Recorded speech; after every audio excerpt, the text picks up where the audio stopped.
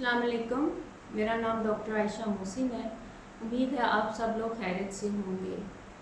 पिछले दिनों रमज़ान की मसरूफियत की वजह से मैं कोई वीडियो रिकॉर्ड नहीं कर सकी। इस वजह से मैं आज वीडियो रिकॉर्ड कर रही हूँ और आज का टॉपिक मेरा बड़ा इम्पोर्टेंट टॉपिक है जिस पे मैं बात करूँगी। आज का टॉपिक है कि क्या कज़न मैरिजेस होनी चाहिए या नहीं होनी चाहिए और कज़न मैरिजेस में प्रेगनेंसी आउटकम क्या हो सकता है।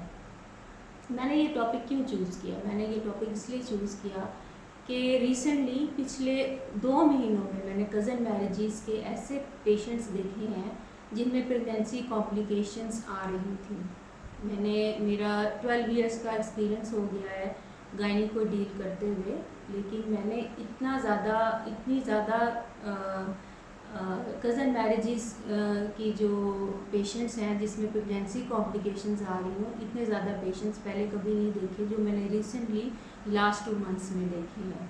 तो इसलिए मैंने सोचा कि ये एक बहुत इम्पोर्टेंट टॉपिक है और इस पर बात ज़रूर करनी चाहिए। आज की वीडियो में मैं आपको बताऊंगी कि मेरे पास किस कॉम्प्लिकेशन के साथ पेशेंट्स ने प्रेजेंट किया और अपना ओपिनियन मैं वीडियो के एंड में दूंगी कि क्या कज़न मैरिजेस करनी चाहिए या नहीं। और मेरी इस वीडियो के बाद आप भी सोच समझ के फ़ैसला कीजिएगा कि क्या आपको कज़न मैरिजेस की फेवर में होना चाहिए या नहीं होना चाहिए। अब कज़न मैरिजेस हो गई तो या करनी है तो ये जो कॉम्प्लिकेशंस हैं या जो कपल है कॉम्प्लिकेशन फेस करता है उसके क्या क्या सॉल्यूशंस हो सकते हैं, इसके बारे में डिटेल में मैं अपनी नेक्स्ट वीडियो में बात करूँगी। लेकिन इस वीडियो में मैं आपको अपना जो ज़ाती एक्सपीरियंस है जो मैंने पिछले 2 महीनों में किया, जो पेशेंट्स मेरे साथ प्रेजेंट किए और किन कॉम्प्लिकेशंस और मसले मसाइल के साथ प्रेजेंट किए, मैं उनके बारे में आपको बताऊँगी।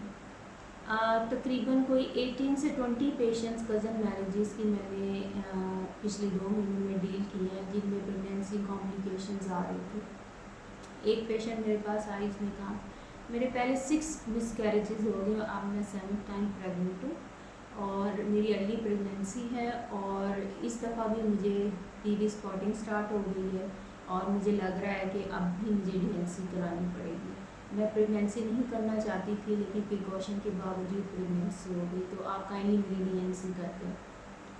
सबसे पहले मैंने उससे पूछा कि क्या आपके हस्बैंड आपके फ़र्स्ट कज़न है? उन्होंने कहा जी मेरे हस्बैंड फ़र्स्ट कज़न है और पहले जिस गायनेकोलॉजिस्ट को मैं दिखाती रही हूँ उन्होंने मुझे यही मशवरा दिया था कि आप अब प्रेगनेंसी मत कीजिएगा, आप कोई प्रिकॉशंस करें क्योंकि हर दफ़ा आपकी जो है ना वो यही रिज़ल्ट होता है, तो आपको डीएनसी करानी पड़ती है, तो आपको इतने बड़े ट्रॉमा से गुजरना पड़ता है, तो आप प्रेगनेंसी को अवॉइड करें। उसने कहा कि हमने बड़ी कोशिश की है लेकिन अल्लाह की तरफ से प्रेगनेंसी हो गई, तो अब आप मेरी डीएनसी कर दें। मैंने कहा मैं आपका पहले अल्ट्रासाउंड करूँगी फिर मैं आपको कुछ सजेशन दूँगी। मैंने उसका अल्ट्रासाउंड किया तो अल्ट्रासाउंड पे उसका जो ड्यूरेशन ऑफ प्रेगनेंसी थी वो कम आ रही थी अकॉर्डिंग टू द पेशेंट। तो मैंने एकदम तो उसको डीएनसी का नहीं कहा, मैंने उसको यही कहा कि आप ऐसा करें 1 वीक वेट कर लें, 1 वीक के बाद आप दोबारा अल्ट्रासाउंड कराएं। अगर हम देखेंगे कि वाकई प्रेगनेंसी ग्रो नहीं कर रही तो हम फिर आपको डीएनसी एडवाइस कर देंगे। लेकिन वो पेशेंट 1 वीक भी वेट करना नहीं चाह रही थी, वो कह रही थी बस मैं आज आई और आज ही मैं फारिग हो जाऊँ। और मैंने उसको ये भी मशवरा दिया कि अगर आपके साथ हर दफ़ा ऐसे ही होता है तो आपको कोई परमानेंट इसका सलूशन ढूंढना चाहिए या परमानेंट फैमिली प्लानिंग की तरफ जाना चाहिए ताकि आपको बार बार इस ट्रॉमा से ना गुजरना पड़े। इसके अलावा मेरे पास एक पेशेंट है, उसने आके मुझे कहा कि मेरी 2 बेटियां हैं और मेरे जो 2 बेटे हुए थे वो फौत हो गए हैं। अब मुझे एग्जैक्टली याद तो नहीं है, उसने कहा एक बेटा शायद उसका पेट में उसकी डेथ हो गई थी और एक बेटा डिलीवर हुआ था, डिलीवरी के फ़ौरन बाद ही उसकी डेथ हो गई थी। उसने मुझे कहा कि मुझे आप बताएं कि मेरी बेटे क्यों नहीं बचते, मेरी बेटियां बच जाती हैं और बेटे नहीं बचते, और अब मैं 5th टाइम प्रेग्नेंट हूँ और मुझे अल्ट्रासाउंड करके बताएं मेरा बेटा है कि बेटी, और अगर बेटा है तो वो क्या ठीक है। मैंने उससे पहले रीज़न पूछा क्या बेटे बनावट के तौर पे ठीक थे, कोई आपको मसला नज़र तो नहीं आया, डॉक्टर ने आपको क्या कहा। इस पेशेंट ने तो मुझे ये जवाब दिया कि बनावट के लिहाज से मेरे बेटे बिल्कुल ठीक थे, और डॉक्टर्स ने भी मुझे कुछ नहीं बताया कि बेटे जो हैं उनकी डेथ क्यों हुई है।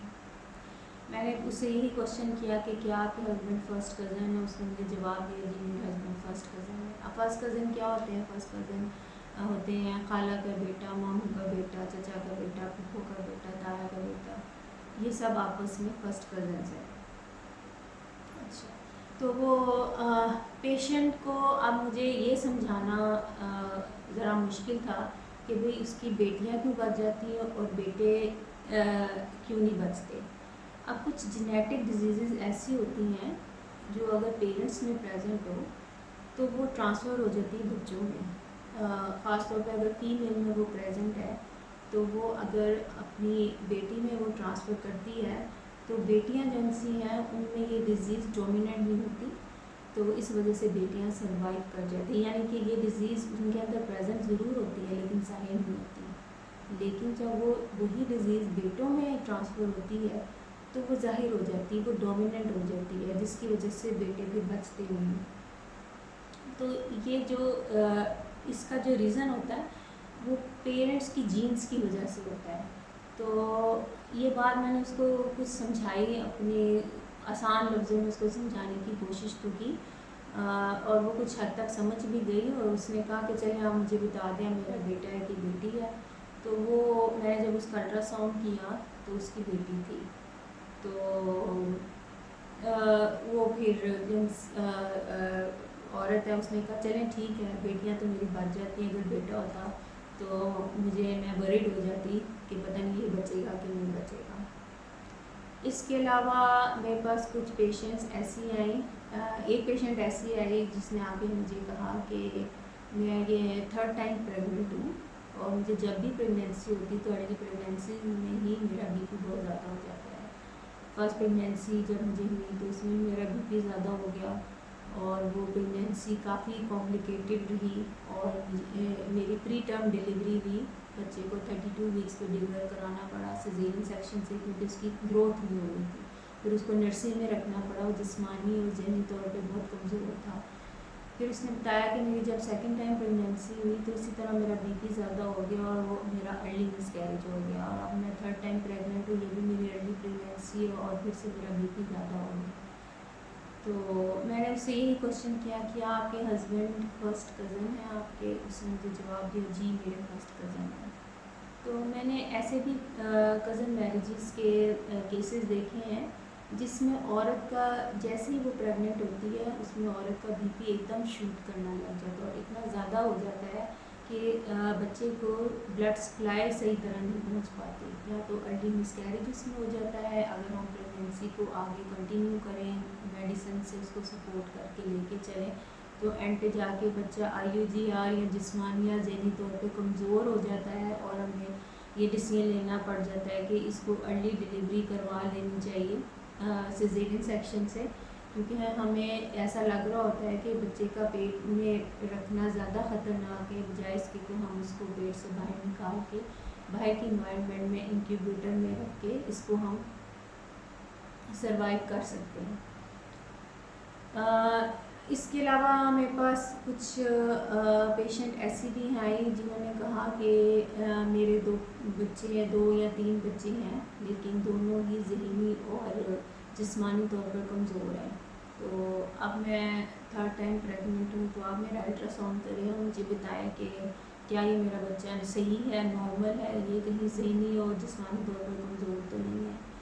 तो इसमें भी मैंने उससे यही पहला क्वेश्चन किया कि क्या आपके हस्बैंड फर्स्ट कज़न है आपके? उसने मुझे जवाब दिया जी मेरे फर्स्ट कज़न है। मैंने उसकी थोड़ी सी काउंसलिंग की, मैंने उसको बताया कि कुछ डिजीज़ ऐसी होती है, ख़ास तौर पे मेंटल डिजीज़ कुछ ऐसी होती है जिसको हम अल्ट्रासाउंड पर डायग्नोज नहीं कर सकते। वो जब बच्चे की पैदाइश होती है, बच्चा पैदा होता है तो उसके बाद ही वो डायग्नोज होती हैं, और जैसे जैसे बच्चे की अपब्रिंगिंग होती है उसके अकॉर्डिंगली हमें पता चलता है कि इसमें कोई ज़हनी कमज़ोरी है।